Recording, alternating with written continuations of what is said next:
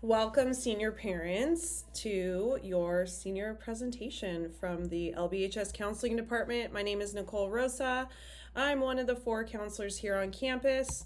This is your support team. We are here to help you this year, and our goal is to work alongside with you in getting your student to their next step beyond high school.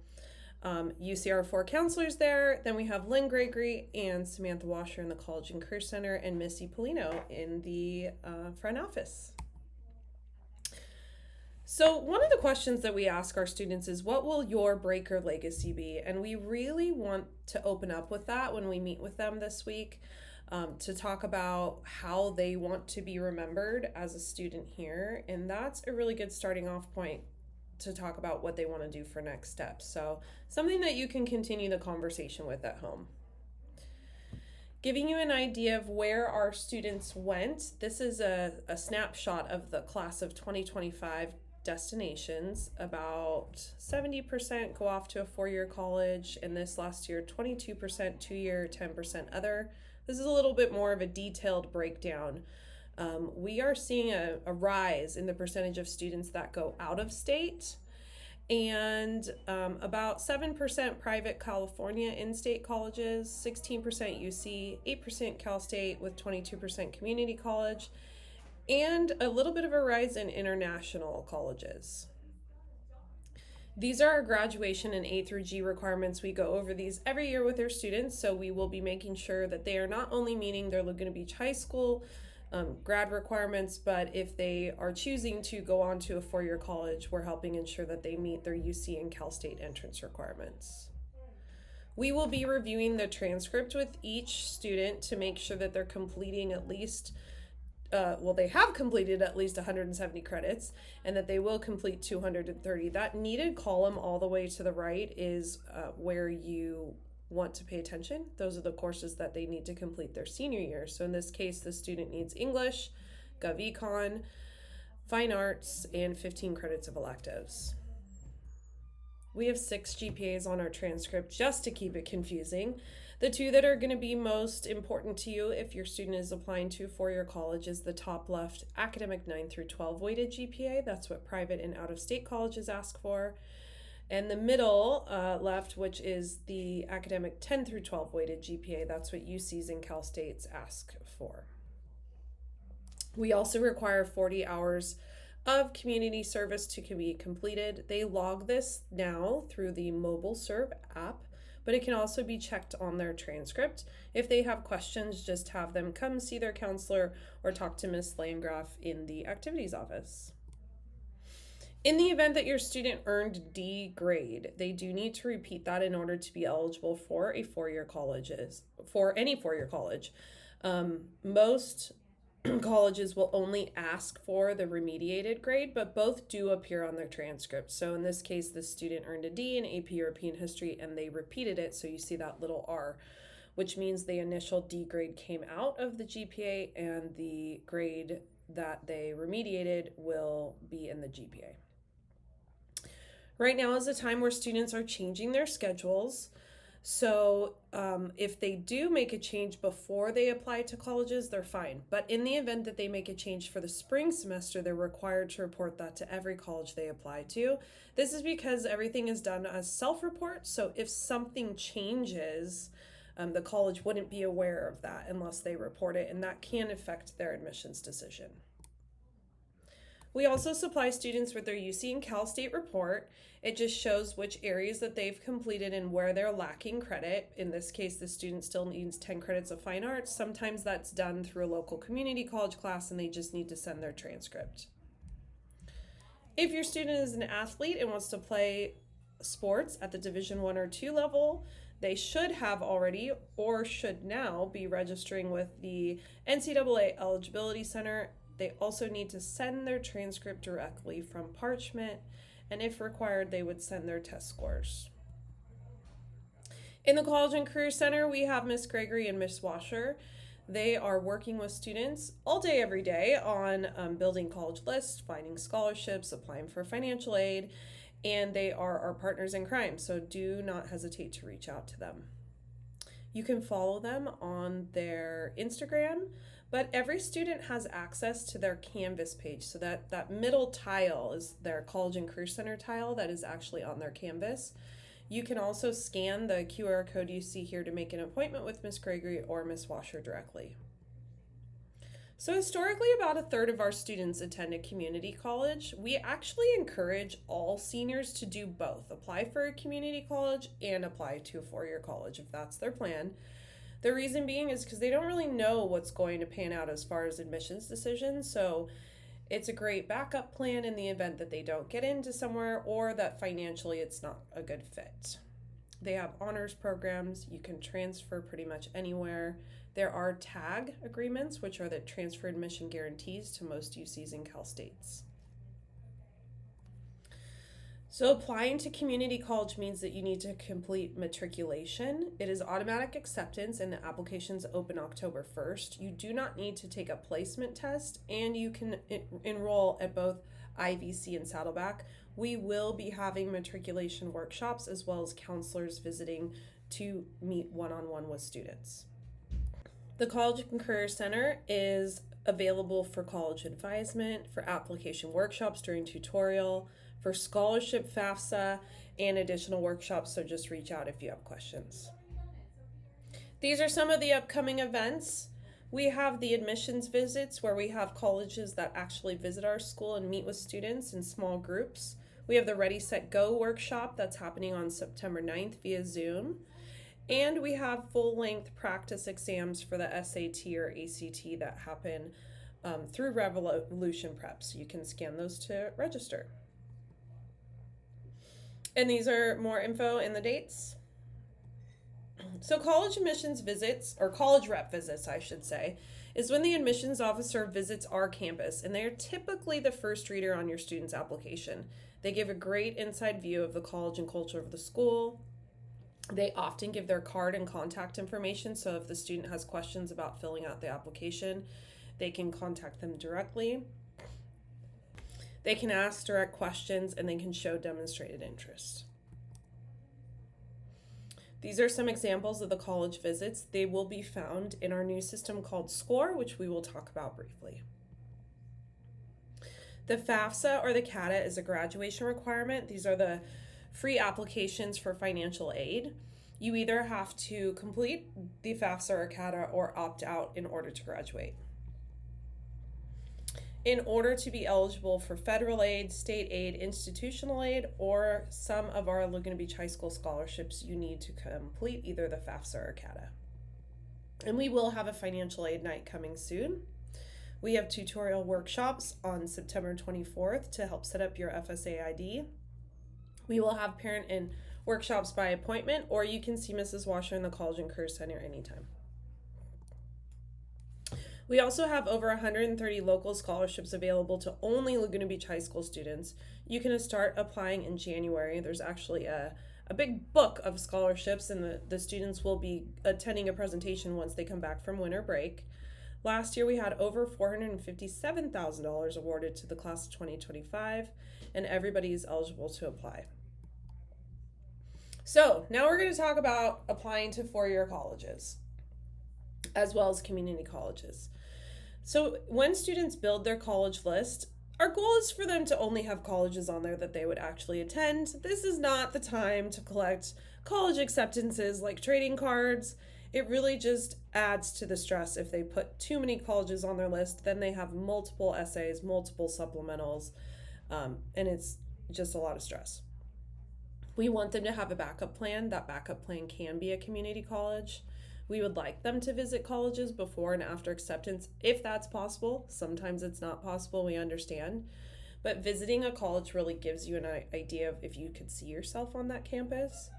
Researching programs and thinking within the long term would be more to do with if they could see themselves continuing their education in the event that they wanted to do an internship or a master's program. And definitely see Mrs. Gregory or Ms. Washer in the College and Career Center for help. So obviously we would love a balanced list. That doesn't always happen.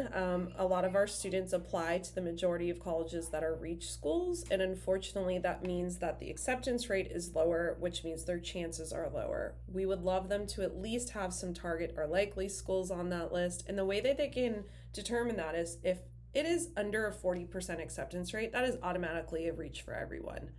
A target would be somewhere in the 40 to 70% chance of acceptance, and then likely would be over 70% acceptance. The UCs and Cal States are widely applied to by our students. The UC system has 10 campuses, 9 undergraduate. The minimum GPA to apply is a 3.0, and you have to have C's or better in all of your courses. The application is open now. They can file between October 1st and December 1st, and when they complete one application to a single UC, it auto-populates most of the app for the next UC.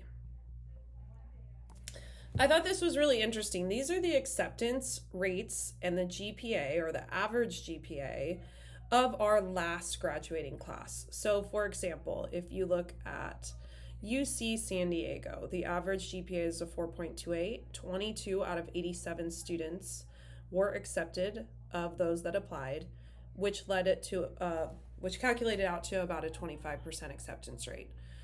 So it gives you an idea of like what our students' chances are based upon our high school, so that they can range whether or not it is a reach, target, or likely school. The CSU system has 23 campuses, ranging all the way from Northern California all the way through Southern California. You have to have a 2.5 GPA to apply, and C's or better in all courses. The application submission period is October 1st through November 30th, and this application is pretty much a math problem where they are not accepting essays or looking at extracurricular activities. They're just looking at GPA and coursework. The filing period, like I said, is October 1st through December 1st, and they really are going to be regurgitating their transcript. There's something called CSU Impaction, which is important to understand because some people would say, oh, well, I see it's a 2.5 GPA. I have a high chance of getting in. Unfortunately, most of the Cal State campuses are impacted, which is where they receive more eligible applicants than they can accommodate. So giving you an idea of the impaction data, if it's yellow, that means all majors are impacted at their campus. That's Cal State San Luis Obispo, or Cal Poly SLO, CSU Fullerton, Long Beach, San Diego, and San Jose. If they have a green, that means there is no campus impacted, and white is some majors impacted. So you get an idea of what their acceptance rate is, even though the minimum GPA is a 2.5 to apply. So this is our class of 2024, the percentage of students that were accepted versus those that applied. And for example, if we look at Cal State Long Beach, which is nearby, we had a 61% acceptance rate, which is pretty great. So 27 out of 44 students were accepted. Cal Poly San Luis Obispo, 41%, so 40 out of 96. Your major definitely matters. So your admission can definitely be influenced by the major that you choose. So if you're looking at example UC Santa Barbara, you may look at that and say, oh, I have a chance. It's a 26% overall admit rate. But if you're looking at computer science as your major of choice, it's 10%. Oftentimes we hear kids saying, well, I'm just going to apply as agriculture and then I'm going to switch it when I get in. And unfortunately, that doesn't always work out in their favor, because once you're into the university, and if you want to switch a major, especially if it's competitive, you would then have to meet prerequisites and you may never get into that major. So make sure they're doing their research before trying to pull a fast one on them. For private and out-of-state universities, most are on the Common App. Each college or university, though, has its own deadline. So just because it's on one common application doesn't mean that they follow the same dates. And so the logistical issue is figuring out when deadlines are coming. And I always tell students that is a really great job to give parent, grandparent, anyone that's helping you with the college application process. The Western Undergraduate Exchange is for residents of California that want to go to another state that offers the WUI, or the Western Undergraduate Exchange Scholarship.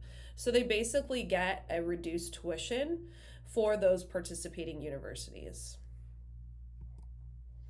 There are multiple application decision timeframes. So I wish it would make it a lot easier if we all had one deadline. Unfortunately, that is not the case. So when it comes to private colleges, they are either regular decision, which is a standard deadline, and they have one regular decision deadline. Rolling means that they consider each application as soon as they come in. So in that case, it's better to get in early.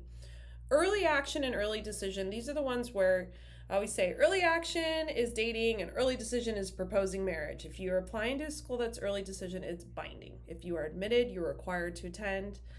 If you're applying early action, that's the one that's like dating. It's non-binding. You could receive, the benefit is you would receive your admissions decision earlier, but you're not required to attend. Why would you apply early, you ask? It's typically a higher percentage of students who are admitted in the early pool than the regular pool. So please check the websites of individual colleges and make sure that it's a good fit. For my students applying early, they need to be done. So done with any standardized testing or remediation of coursework before that early deadline comes. There's also different admissions decisions. You could be outright accepted or outright denied. And in the early pool, they will do something called deferral, where they will take a second look at you against the regular applicant pool. You can also be waitlisted, and you must notify the college if you want to accept your spot at the waitlist. And sometimes that waitlist can carry all the way through past May 1st, which is the typical national day that you have to declare your intention to enroll. Make sure you check your email, and please make an appropriate one. And this is not for you parents, but it's for our students. Do not use your LBUSD email address, because unfortunately that goes away when they graduate. So it's really important for them to have a college email or an appropriate email that they're using just for school. Using an email with their name in it makes it easier for colleges to track you. So that would be a great way now to start that. So when the students create a Common App, they're going to go in and select first year student. There's 7 parts of the Common App. We will go over these more in depth with them if needed. We will have workshops available. So there's the profile, family, education, testing, activities, writing, and then courses and grades is basically where they regurgitate their transcript. They are only writing one main essay, and then there is this additional information section. Don't have them fill this out unless it's something that is not otherwise reflected in the application. So if there's a death in the family, if there was a disability they struggled with, if there's circumstances that they didn't otherwise already show through their application, that would be appropriate. Very important, this recommenders in FERPA part, they need to fill out in order for their counselor to get a recommendation uploaded to Common App. If they do not link us to their Common App, we do not have an ability to send our letter of rec. So speaking of letters of rec, we are now moving to a new platform called SCORE. Think of it as a one-stop shop for all things college and career. So students will be able to log in, they will be able to complete their letter of rec packet for counselors and teachers, and they will be able to add colleges to their list, and it's basically one big portfolio that organizes everything. So this is an example of the counselor letter of rec and teacher letter of rec form. Once they add their answers right here, we automatically can access that. The parent portion is optional, but we recommend that they pass you the computer, and then you can fill out everything that you want to brag about your student, because we know that's not easy for them, and it's easier for us parents. This is an example timeline. So if they have a letter of recommendation due November 1st, they should have their request and documents to us by October 17th. So what we will do as your students is we are going to have them log into SCORE. They will log in and create their SCORE profile, and they will build their college list. What's great is you will be able to see this as well, and this is their official college list. So if they add or remove a college, it's going to give them updates. It's going to help them stay organized. If they need additional assistance on campus, we have Mrs. Van Mill, who's in the writing lab. She is phenomenal at helping students with drafting their college essays or refining them. We also have Mrs. Landgraf in the activities office, and she can also assist with community service. And last but not least, on Friday at 8:45, we would love to see you in person at our Coffee with the Counselors. We are not going to be going over this entire presentation, but we would love for you to come with questions and we can review specific slides or go more in depth in areas that you have questions about. And we will have coffee and pastries. And as always, if you have specific questions about your students, don't hesitate to reach out. We have all of our email addresses, and we also have a Laguna Beach High School Instagram page. Thanks so much for listening, and we hope to see you Friday.